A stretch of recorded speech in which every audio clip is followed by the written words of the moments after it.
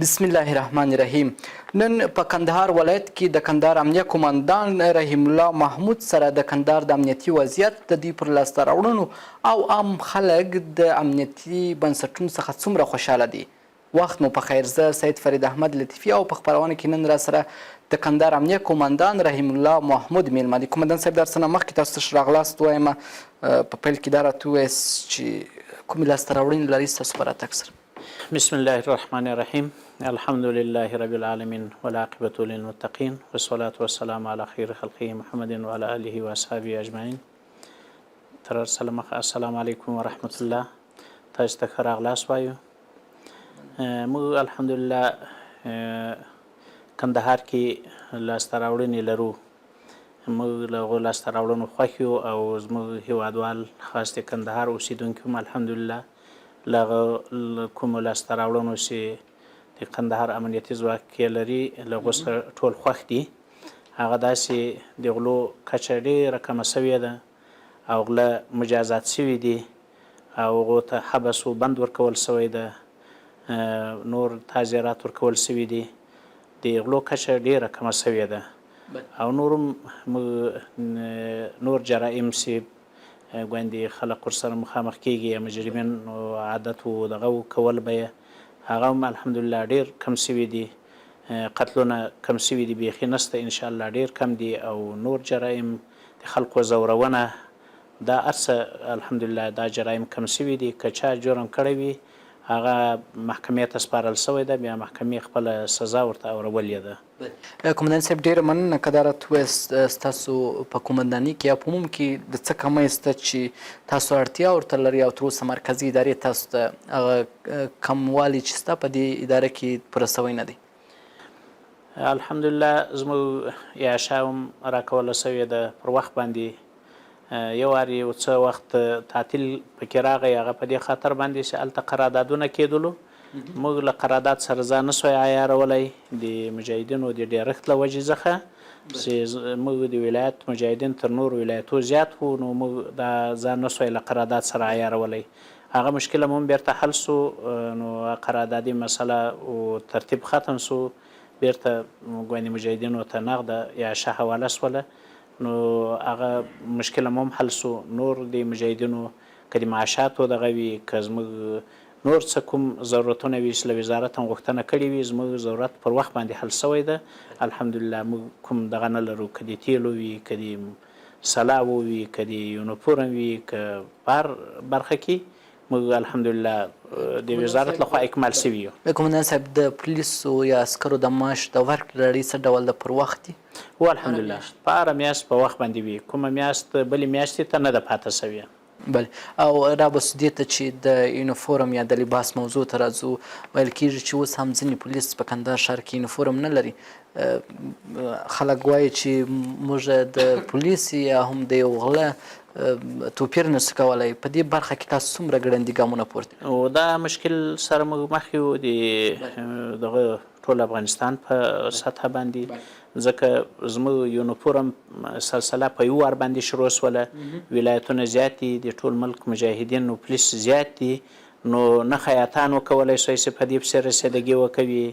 نو په دغه وجه باندې چې یا د خیاطانو په وجه یا نور څه مشکلات به البته کې راغلي وي، نو ټول هیواد ته او ټول ولایتو ته په یو وار باندې دغه یونیفورم ونه رسېدو، هسې ورسېدو، هغو ته پوره ونه رسېدو، ځکه مجاهدین ډېر زیات دي.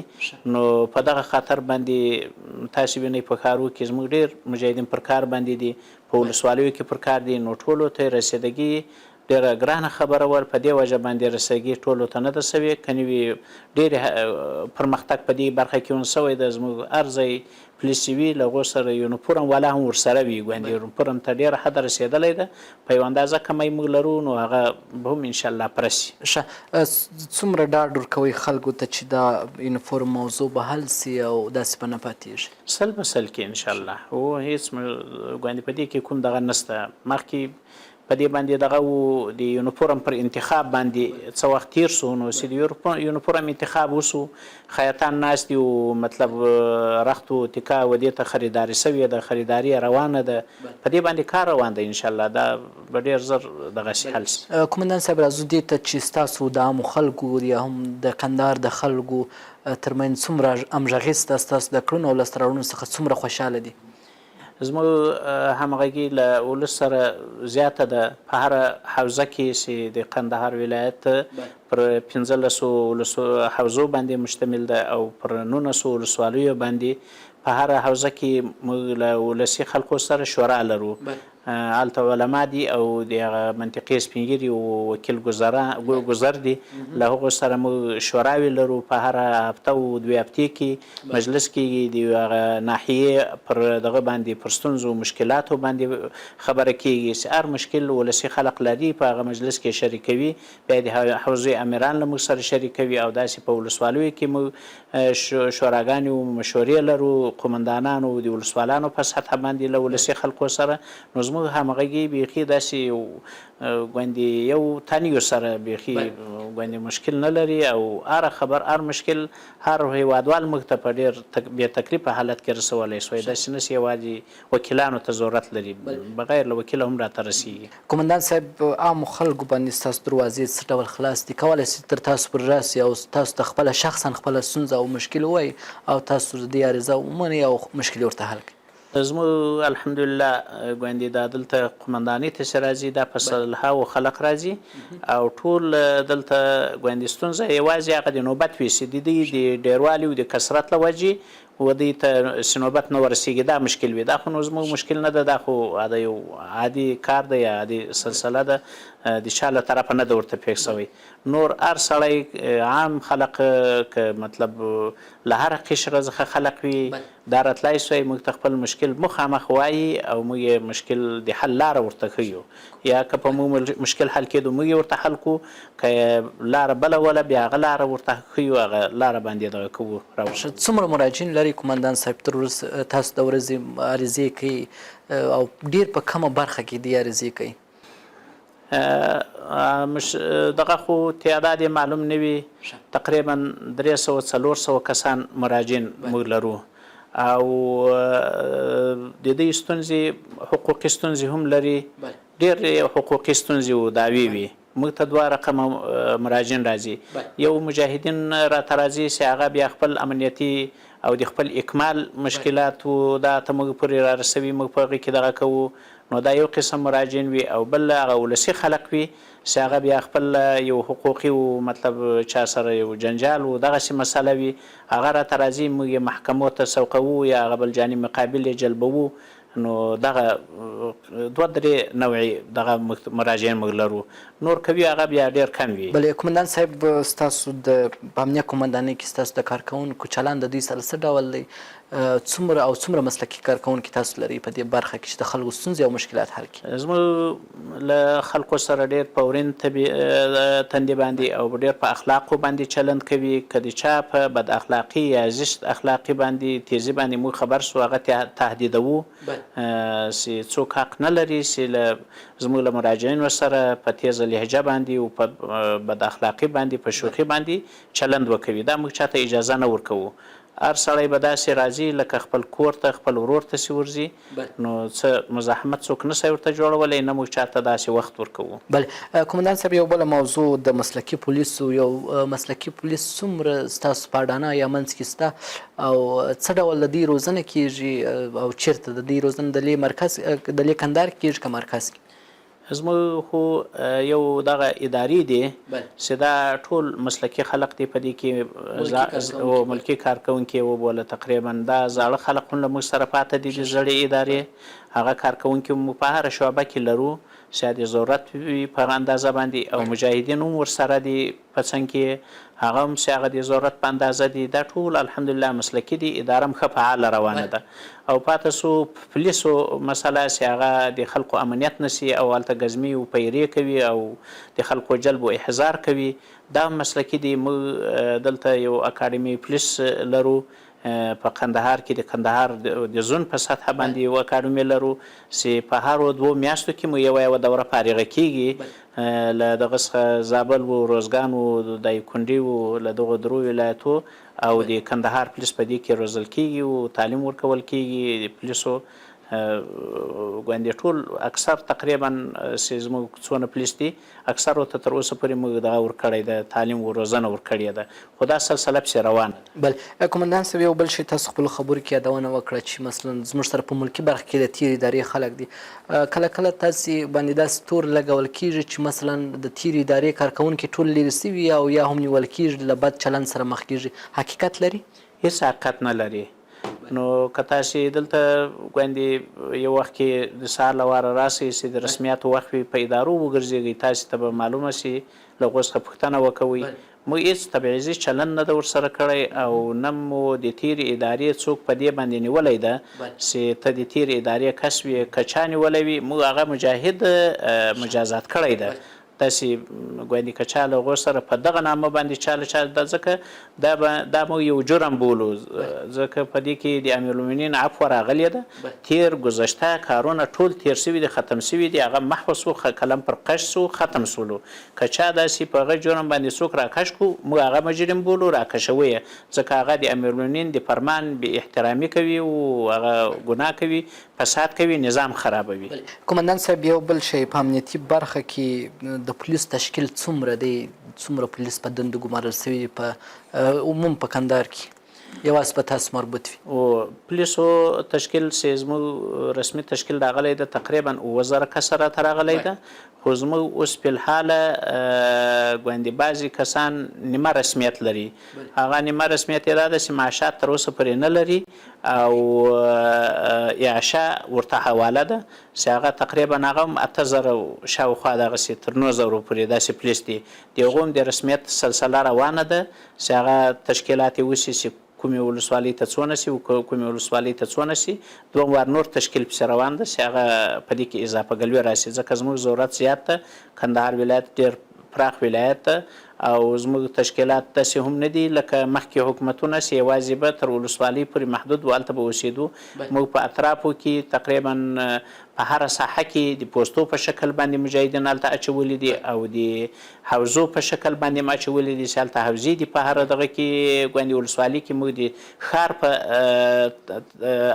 رقم باندې لکه په ښاریاتو کې چې حوزې دي موږ په ولسوالیو کې هم حوزې جوړې کړي دي بیا هر حوزه شاوخوا خپل پوستې لري چې هغه هم د حوزو مربوط وي نو ډېر ګوندې پراخه موږ ټوله سیمه تر امنیت او پوشش د امنیت تر پوشش لاندې راوستلې ده بلې قومندان صاحب یو شی تاسو یادونه وکړه چې ځینې پولیس معاشات نه لري په دې برخه کې تاسو څومره جدي اقدامات کړي د مرکزي ادارې سره د دې غوښتنه مو ورته وړاندې کړې ده مشرتابه لخوا په دې کې منظوري راغلې ده وزارت پر دې تشکیل باندې غور کوي کار پر کوي روان ده او زموږ مجاهدین تاسو ته معلومه ده چې دغه خبره دوی ته داسې سخته نه ده 20 کاله زموږ مجاهدین دا په یقین سره ده چې مجاهدینو معاش نه درلودی نو چې 20 کاله یې راتېر کړي دي 1-2 کاله هم تېروي او دا په دې نیت باندې تېروي چې موږ 20 کاله چې موږ یو مبارزه کوله د یو هدف لپاره چې هغه اسلامي نظام راشي نو اسلامي نظام چې اصلي هدف و هغه راغی نو د دې ساتل چې موږ یې لاسته راوړنه فرض بلله ساتل یې هم فرض بولو او دا فرض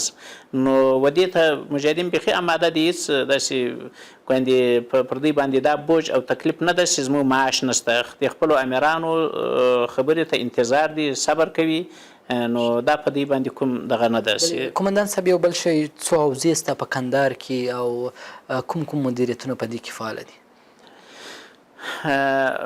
حوزې خو ما درته ویل چې موږ په کندهار کې 15 حوزې لرو او کوم مدیریتونه چې دلته په دغه کې دي په قومنداني کې کوم مدیریتونه دي هغه هلته ورې امریتونه په حوزو کې لري صحیح ده چې هغه دلته مثلا موږ د لوجستیک مدیریت لرو هلته ورې د لوجستیک امریت شته موږ دلته د دغه تعلیم تربیه دغه لرو مدیریت لرو ورې د تعلیم تربیه مدیریت شته موږ جلب جذب لرو هلته جلب جذب شته موږ دعوت ارشاد دلته لرو هلته دعوت ارشاد شته موږ دلته تروریزم لرو هلته تروریزم شته موږ دلته جنایي لرو هلته جنایي شته هره شعبه چې موږ دلته موږ تعمیرات لرو هلته تعمیرات شته موږ مواد مخدر لرو هلته مواد مخدر یو بل شی قومندان صاحب د تیر جمهوریت نظام په پرتله په مدیریتو کې تغییر او تبدیل راغلی چوکۍ مثلا تبدیل سي یو بل مدیریت اضافه سي چې نه دي کې نه زموږ د قومندانۍ په تشکیلاتو کې ټول هغه تشکیلات دي. البته یو مدیریت چې و دلته دا لغوه سوی نه ده، خو په بل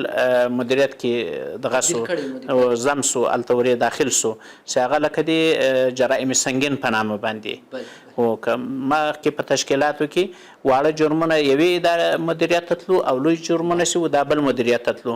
اوس دا ټول و یو مدیریت ته سوي دي چې جنایي ته محول سوي دي. جرایم سنګین په نامه چې کوم مدیریت و دا په وزارت کې د ریاست ختم سوی دی. بله قومندان صاحب، د نشي توکو پر وړاندې ستاسو مبارزه څومره فعاله ده؟ څومره لاسته راوړنې لري په دې برخه کې؟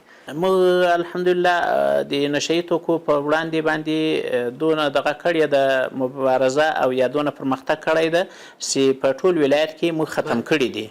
موږ په ولایت کې یو ځای د مواد مخدر کشت و کر نه لرو چې یو ځای یا بنګې کرلې سوي وي یا تاریاک کرل سوي وي، دا په ولایت کې نشته. که چیرې البته په یو کونج کنار کې کرل سوي وي او وي چې مجاهدین په هغه خبر سي هغه یې له بینه وړي دي.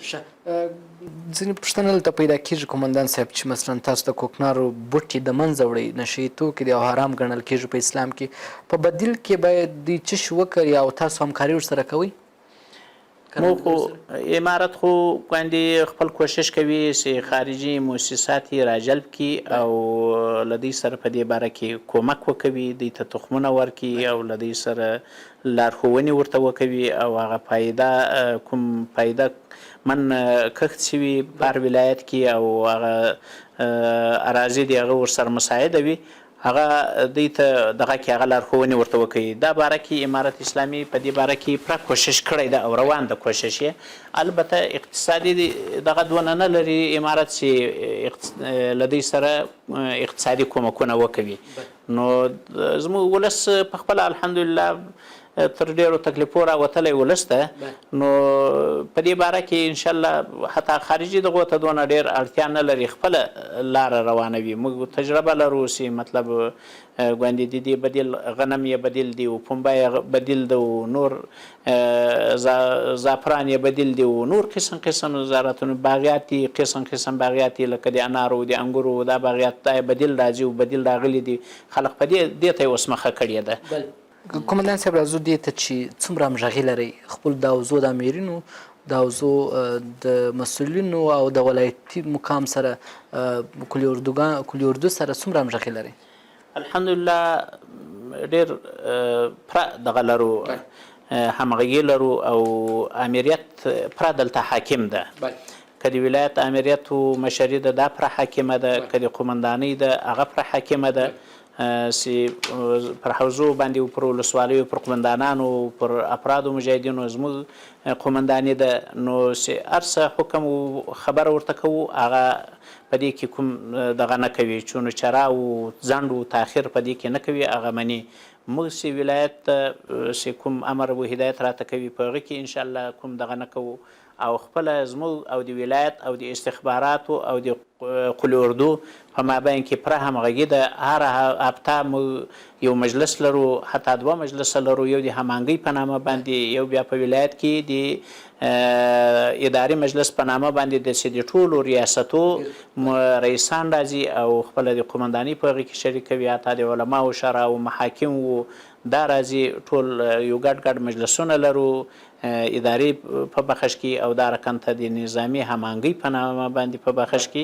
نو ډېره پوره هماهنګي ده په کندهار کې. قومندان صاحب، یو بل شی کله ناکله داسې وخت پیښیږي چې مثلا ستاسو په صف کې یا مثلا که هر نظام یې داسې اشخاص پیدا کېږي چې هغه صف ګډوډ کړي یا مثلا د دوی په منځ کې اختلافات واچي، که چیرې داسې کسان پیدا سي ستاسو غبرګون به څه وي د امارت په اډانه یا منځ کې؟ زموږ په صف کې خو داسې کسان نه دي پیدا سوي چې هغه اختلافات پیدا کړي، ځکه دغه خو په لوړه کچه باندې خلق پیدا کېږي چې داسې کارونه کوي، خو هغه زموږ الحمدلله په لوړه کچه کې داسې کسان نشته.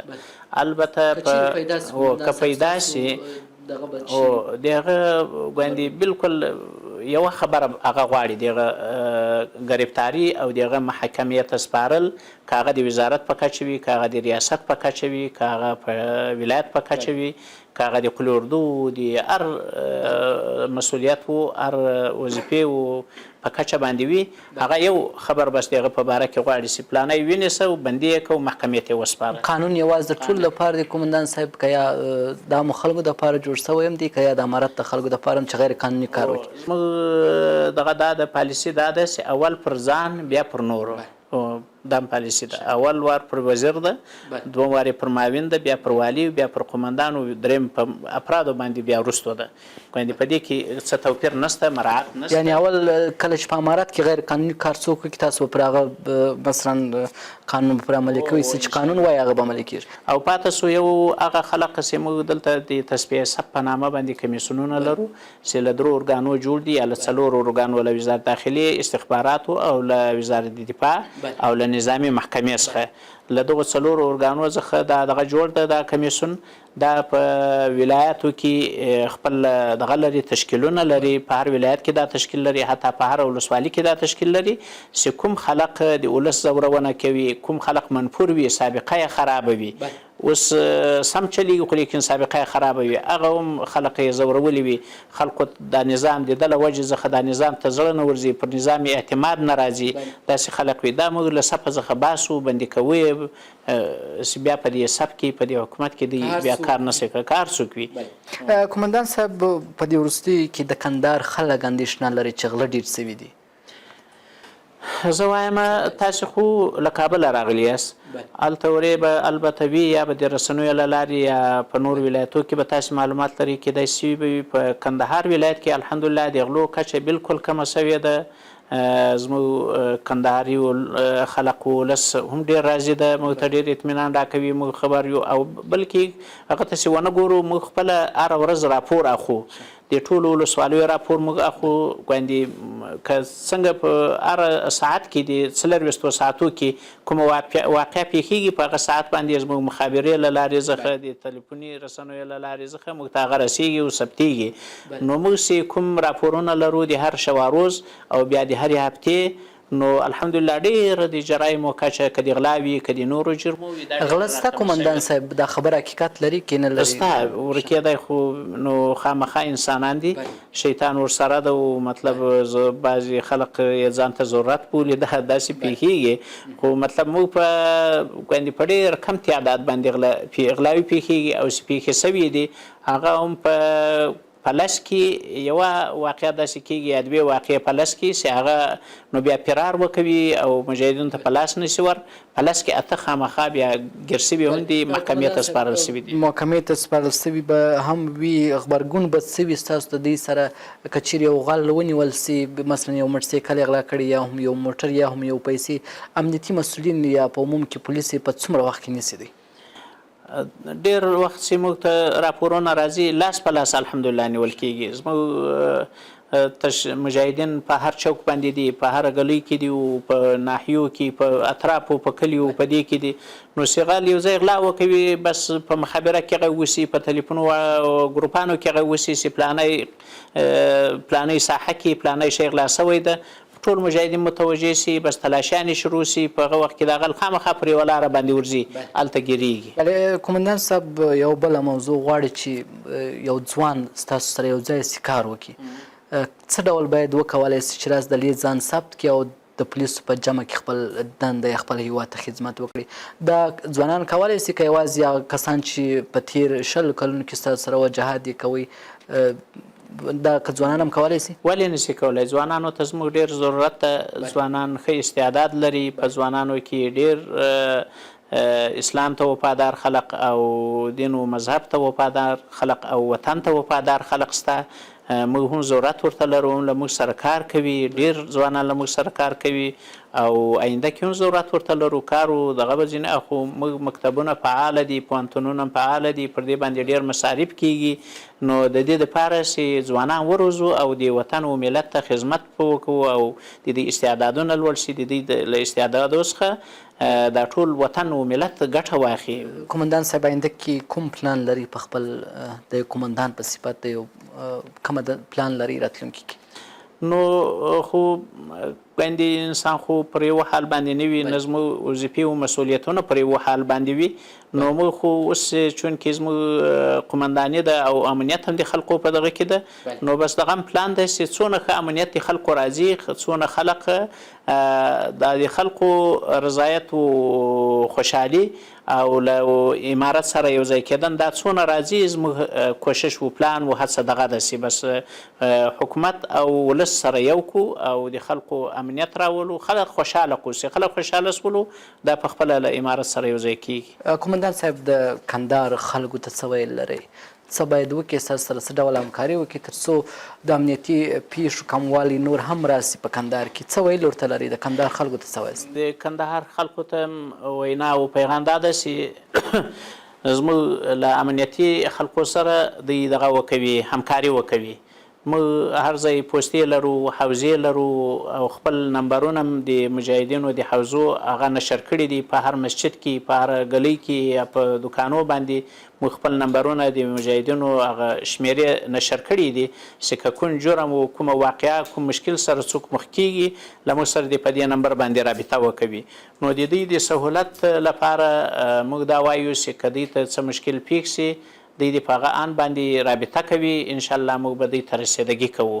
نو له دوی څخه د همکارۍ غوښتونکي یو او هغه خلک چې هغه ګوندې په جرایمو باندې دغه وي او مبتلا وي او په جرایم یې پیشه و خوی وي له هغو څخه هم غوښتنه دا ده چې بس دوی توبهګار سي پر دې خپلو جرمو باندې الله ته راجع سي نو بس دوی به هم خپل آرام ژوند وکوي ځکه دوی خامخا ځان داسې دغه کوي احساسوي لکه یو څوک چې دښمن لري نو یو څوک چې دښمن لري هغه خامخا ډېر په تکلیف ژوند کوي نو د دوی خامخا د امنیتي کسان د دوی داسې دي لکه دښمنان دوی به خامخا له هغو ځان پټوي او په یو کنار کې به ګرځي او جامې ته نسي راوتی او ځان نسي ښکاره کولی نو خپل ځان یې هم په تکلیف کې اچولی وي نور مسلمانان یې هم په تکلیف کې اچولي وي دوی له دې جرایمو توبه وکاږي هغو ته هم دا خبره ده او عام ولس و مسلمانانو ته و د کندهار ښاریانو ته هم دا دغه ده چې له موږ سره په دې برخه د امنیت کې همکاري وکړي. او څومره په ډاډه زړه کولی شي دوی ستاسو ته خپل عرضي وړاندې کړي؟ څومره ډاډ ورکوئ؟ زه وایم چې لکه څوک چې عادي خلک سي د عادي خلکو ملاقات ته ورځي دغه رقم ته دوی کولی شي لکه بازار ته چې یو څوک ورځي بلکل هېڅ تشویش دې نه لري. زموږ نظام قراولونه یوازې د یو تلاشي حق لري نور د ممانعت حق ما چاته نه ده ورکړی چې زموږ نظام قراول واره څوک منع کړي څوک بند کړي چې ته به راځې ته به نه راځې تا ته اجازه شته یا وخت معلوم ده چې ته ماسپښین ولې رالې ته مازدیګر ولې رالې ته بې وخته رالې رسمیت شته یا نشته ټوله ورځ موږ رسمیت روان. قومندان صاحب یو بل شی په اخري کې دا راوتویاست چې که چیرې یو مجرم حوزې ته وړل کېږي د حوزې څخه وروسته یا قومنداني ته راوړل کېږي څومره وخت به په حوزه یا قومنداني کې بیا وروسته به ځي محکمې ته؟ په دغه کې په حوزه کې تر 1 روزه 24 ساعتو پورې دوی حق لري د پوښتنې چې معلومات ځینې وکوي خو زموږ مجاهدین داسې کوي موږ هم دا خبر ورته کړې ده چې تاسو کوشش کوئ چې کومه ورځ کې بندي ونیوئ شپه مه په تېروئ قومندانۍ ته یې رارسوئ نو دوی کوشش کوي چې دغسې که کله ناوخته سي یا هلته تحقیقاتو ته او معلوماتو ته ضرورت وي بیا دوی د 1 روز حق لري که یې 2 روز بیا ضرورت و بیا به دوی اجازه اخلي بیا به دوی یو څه وخت ګوندې یو بل نور 2 ساعته و دغه دوی تېرولی شي که نه تر 4 ساعته زیات دوی وخت نه لري او چې قومندانۍ ته راغی قومنداني بیا خپل د دوی دوسیه باید په 3 ورځې کې مکمله کړي کوشش به کوي چې په اوله ورځ یې دوسیه مکمله کړي محکمې ته یې ورسوي که څه ضرورتونه ولو یا مصروفیات زیات و یا بندیان زیات و تر 3 ورځو پرې حق لري تر 3 ورځې زیات حق نه لري چې دی دلته څوک اصرار کړي بیا به یې محکمې ته سپاري. قومندان صاحب ژوندون ټلویزیون د لارې خپلو پولیسو ته څه وینا لري؟ خپلو پولیسو ته هم دا وینا ده چې دوی مطلب خپل ګوندې ځانونه اصلاح کړي او له جرایمو څخه ډېر اجتناب وکوي او نیک اعمال وکوي او له خپل ولس سره ښه چلند وکوي څوک ازار نه کړي څوک په تکلیف نه کړي او خپل د امارت پرامینو ته چې څه د مشرتابه لخوا څخه کوم هدایت راغلی دی دوی ته رسېدلي دي آینده کې ورته رسېږي د هغو پرته عمل وکړي. بل د کندهار امنیه قومندان رحیم الله محمود ډېره مننه چې زموږ سره ملتیا کول تر دې وخت. جزاک الله تاسو څخه هم یو جان مننه. درنو لیدونکو ستاسو څخه هم ډېره مننه کوم دا و د نننۍ خپرونه تر بیا ښه وخت الله پامان.